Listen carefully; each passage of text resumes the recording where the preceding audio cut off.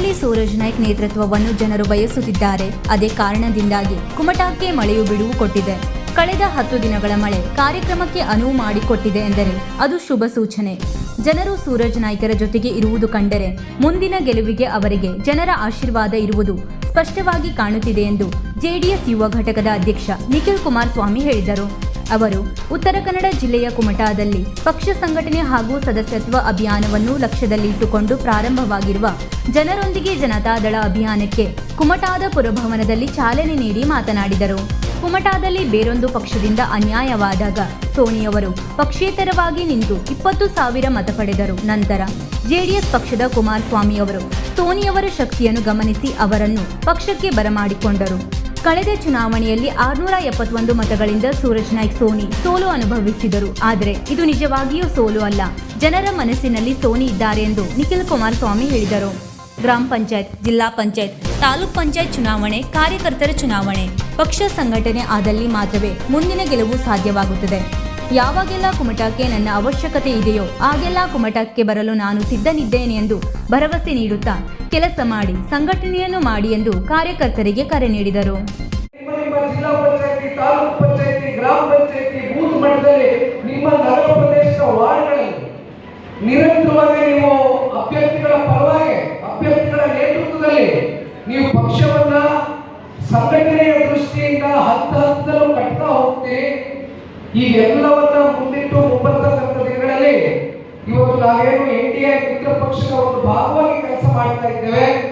ಇವತ್ತು ಮುಂದಿನ ದಿನಗಳಲ್ಲಿ ವಿಧಾನಸಭಾ ಚುನಾವಣೆ ಸಂದರ್ಭದಲ್ಲಿ ನಾವು ಟಿಕೆಟ್ ಅನ್ನು ತಗೊಳ್ಬೇಕು ಅಂತಕ್ಕಂಥದ್ದಾದ್ರೆ ಇವತ್ತು ನಾನು ಕೇವಲ ಕುಮಟವನ್ನೇ ಚರ್ಚೆ ಮಾಡ್ತಾ ಇಲ್ಲ, ರಾಜ್ಯವ್ಯಾಪಿ 224 ವಿಧಾನಸಭಾ ಕ್ಷೇತ್ರದಲ್ಲೂ ಕೂಡ ನಿಖಿಲ್ ಕುಮಾರಸ್ವಾಮಿ ಅದಕ್ಕೋಸ್ಕರ ಇನ್ನು 3 ವರ್ಷ ಇದೆಯಲ್ಲ ವಿಧಾನಸಭಾ ಚುನಾವಣೆಗೆ ಈಗಲೇ ರಾಜ್ಯವ್ಯಾಪಿ ಪ್ರವಾಸ ಮಾಡ್ತಾ ಇರಲ್ಲ ಅಂತಕ್ಕಂಥದ್ದು ಬಹುಶಃ ನಿಮ್ಮ ಮನಸ್ಸುಗಳಲ್ಲಿ ಒಂದು ಯಕ್ಷ ಪ್ರಶ್ನೆ ಕಾಡ್ತಾ ಇರ್ಬೋದು.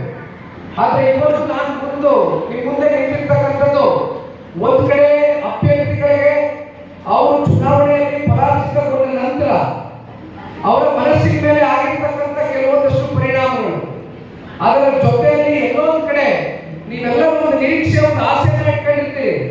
ನಮ್ಮ ಅಭ್ಯರ್ಥಿ ಗೆಲ್ಲಬೇಕು, ನಮ್ಮ ಅಭ್ಯರ್ಥಿ ಗೆಲ್ಲಿಸಬೇಕು, ಅವರ ಗೆಲುವಿನಲ್ಲೇ ನಾವು ನಮ್ಮ ಗೆಲುವನ್ನ ನೋಡಬೇಕು, ಈ ಪಕ್ಷವನ್ನ ಕಟ್ಟಬೇಕು ಅಂತಕ್ಕಂಥ ಪ್ರಾಮಾಣಿಕ ಕೆಲಸವನ್ನು ಪ್ರಯತ್ನವನ್ನ ಮಾಡಿದ್ದೀರಿ.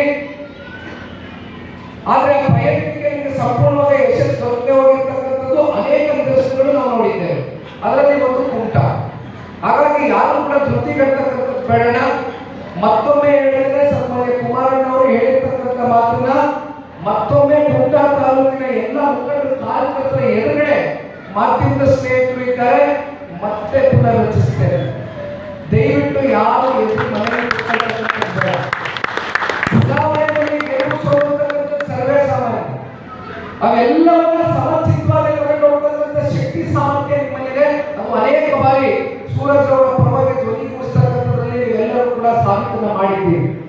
ಈ ಬಾರಿ ಕೂಡ ನಾನು ಹೇಳ್ತೇನೆ, ದಯವಿಟ್ಟು ಗ್ರಾಮ ಪಂಚಾಯತ್ ಚುನಾವಣೆಗಳನ್ನ ಎದುರು ನೋಡ್ತಾ ಇದ್ದೇವೆ. ಡಿಸೆಂಬರ್ ಜನವರಿ ತಿಂಗಳಲ್ಲಿ ಅನೌನ್ಸ್ ಆಗ್ತದೆ. ಮತ್ತೆ ZPTP ಚುನಾವಣೆಯನ್ನ ಈ ಕೂಡಲೇ ನೀವು ಡೇಟ್ ನಿಗದಿ ಮಾಡಬೇಕು, ಘೋಷಣೆ ಮಾಡಬೇಕು ಅಂತಕ್ಕಂಥದ್ದನ್ನ ಕೋರ್ಟ್ ಕೂಡ ಈಗಾಗಲೇ ಸರ್ಕಾರಕ್ಕೆ ಚೀಮಾರಿ ಆಗಿರ್ತಕ್ಕಂಥದ್ದು ನೋಡಿದ್ದೇವೆ. ಹಾಗಾಗಿ ಇವೆಲ್ಲವೂ ಕೂಡ ನಿಮ್ಮ ಚುನಾವಣೆ, ಕಾರ್ಯಕರ್ತರ ಚುನಾವಣೆ. ಕಾರ್ಯಕರ್ತರ ಚುನಾವಣೆ ಅಂದ್ರೆ ಗ್ರಾಮ ಪಂಚಾಯತಿ, ZPTP ಚುನಾವಣೆ. ಇದರಲ್ಲಿ ನೀವು ಯಾವ ರೀತಿ ಪಕ್ಷವನ್ನು ಸಂಘಟನೆ ಮಾಡ್ತೀರಿ, ತಳಮಟ್ಟದಿಂದ ಕಟ್ತೀರಿ, ಅಷ್ಟು ಶಕ್ತಿ ನಿಮ್ಮ ಅಭ್ಯರ್ಥಿಗಳು ಸೂರಜ್ ನಾಯ್ಕರ ಮುಂದಿನ ವಿಧಾನಸಭಾ ಚುನಾವಣೆಯ ಸಮೀಪದಲ್ಲಿ ನೀವು ತಂದುಕೊಟ್ಟಂಗಾಗ್ತದೆ. ದಯಮಾಡಿ ನೀವೆಲ್ಲರೂ ಒಟ್ಟಾಗಿ ಒಗ್ಗಟ್ಟಿನಿಂದ ಕೆಲಸ ಮಾಡಬೇಕಾಗ್ತದೆ. ನಿಖಿಲ್ ಕುಮಾರಸ್ವಾಮಿ ಬರೀ ಇವತ್ತು ಜನರೊಂದಿಗೆ ಜನತಾದಳ ಸದಸ್ಯತ್ವ ನೋಂದಣಿ ಕಾರ್ಯಕ್ರಮದಲ್ಲಿ ಬಂದು ನಿಂತಿದ್ದಾರೆ. ಮತ್ತೆ ಇನ್ನೇನು ಚುನಾವಣೆ ಸಂದರ್ಭದಲ್ಲಿ ನೋಡಬಹುದು ನಿಖಿಲ್ ಕುಮಾರಸ್ವಾಮಿ ಅಂತಕ್ಕಂಥದ್ದು ಯಾರು ಕೂಡ ಮನಸ್ಸಲ್ಲಿ ಇಟ್ಕೋಬೇಡಿ. ದಯವಿಟ್ಟು ಆ ಥರ ಯಾರೋ ತಪ್ಪು ಕಲ್ಪನೆ ಇದ್ರೆ ಇವತ್ತೇ ಅದರ ಮನಸ್ಸಿಂದ ತೆಗೆದಾಗ್ತದೆ. ಒಂದಲ್ಲ 60 ರೂಪಾಯಿ ಬರ್ತದೆ ಕೂಟಾಗಿ, ಒಂದಲ್ಲ 60 ರೂಪಾಯಿ ಬರ್ತದೆ. ನೀವು ಯಾವ ನಿಖಿಲ್ ಕುಮಾರಸ್ವಾಮಿ ಅವಶ್ಯಕತೆ ಇದೆ ಅಂತಕ್ಕಂಥದ್ದನ್ನ ನೀವು ಬಯಸ್ತಿರೋ ಸೂರಜಣ್ಣವರು ಮುಂದೆ ನಾನು ಇರ್ತೇನೆ, ನಿರಂತರ ಸಂಪರ್ಕದಲ್ಲಿ ಇದ್ದೇನೆ. ಸೂರಜಣ್ಣವರು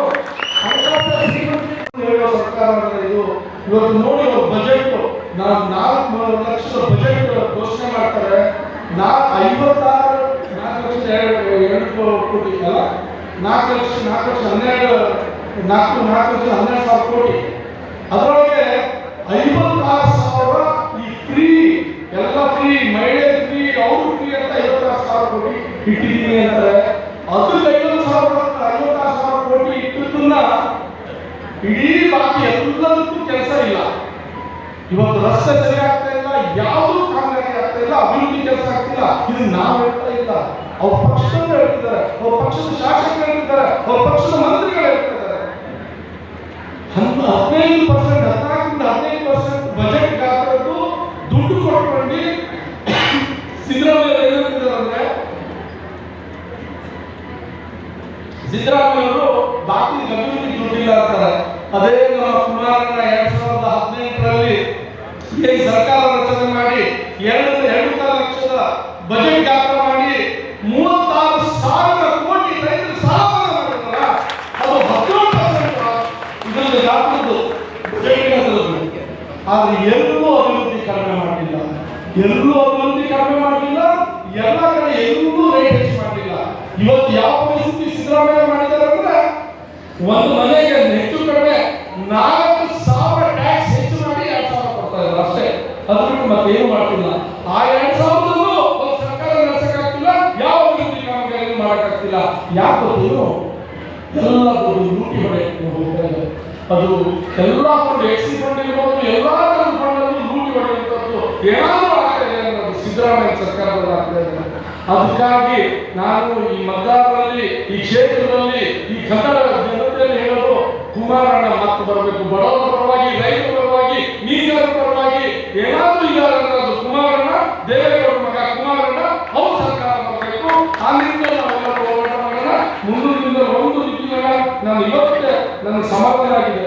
ನಾನು ಸೋತ ಮೇಲೆ ಜನ ಏನೋ ಬಿಟ್ಟು ಹೋಗ್ತಾರೆ ಅನ್ನೋ ಒಂದು ಹೆದರಿಕೆ ಇತ್ತು ನನಗೆ. ನಾನಂತೆ ಕುಮಾರಣ್ಣ ಹೇಳ್ತಿದ್ದೆ, ಬಂದು ಹೋಗೋಣ, ಔಷಧ ಬಂದು ಅಂತ. ಆದ್ರೆ ಇವತ್ತು ಈ ಮಳೆಯಲ್ಲೂ ಇಷ್ಟೆಲ್ಲ ರೆಡ್ ಅಲರ್ಟ್ ಇದ್ದಾಗ ನಾನು ಬೆಳಿಗ್ಗೆ ನಿಂತಿನ ಹುಬ್ಳಿ ಏರ್ಪೋರ್ಟ್ ಬರಬೇಕು ಹೇಳಿದ್ರು, ರೆಡ್ ಅಲರ್ಟ್ ಇದ್ದಾರ, ಯಾಕೆ ರೋಡ್ ಶೋ ಮಾಡ್ತೀವಿ ಅಂದ್ರು. ಇಲ್ಲ ಜನ ನಾನು ಇವತ್ತು ಕೇಳಿಲ್ಲ, ಮಾಡೇ ಮಾಡ್ತಿದ್ದೆ ಅಂತ ಹೇಳಿದ್ರು. ಆದ್ರೆ ಇವತ್ತು ನೀವೆಲ್ಲ ಕೊಟ್ಟಂತ ಪ್ರೋತ್ಸಾಹ ನೋಡಿದ್ರೆ 23ರಲ್ಲಿ ಏನು ಒಂದು ಸ್ಪಿರಿಟ್ ಅಲ್ಲಿ ನೀವು ಕೆಲಸ ಮಾಡಿದ್ರಿ, ಅದೇ ಒಂದು ಹುಮ್ಮಸ್ಸು ಸ್ಪಿರಿಟ್ ಇಟ್ಟಿದ್ದೀರಿ ಅನ್ನೋದು ನನಗೆ 100% ಗ್ಯಾರಂಟಿ ಆಗುತ್ತೆ.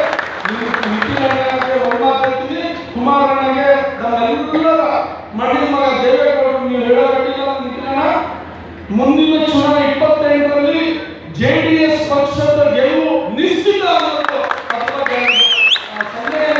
ನಾವು ಇಲ್ಲಿಂದ ಕೊಟ್ಟೇ ಕೊಡ್ತೀವಿ ಅಂತ ಹೇಳ್ತಾ ಬಂದಂತ ಎಲ್ಲ ನಮ್ಮ ವೀಕ್ಷಕ ಮಹಾಪ್ರಭುಗಳೇ, ನಮ್ಮ ಚಾನಲ್ ಅನ್ನು ಸಬ್ಸ್ಕ್ರೈಬ್ ಮಾಡಿ, ಶೇರ್ ಮಾಡಿ, ಪ್ರೋತ್ಸಾಹಿಸಿ.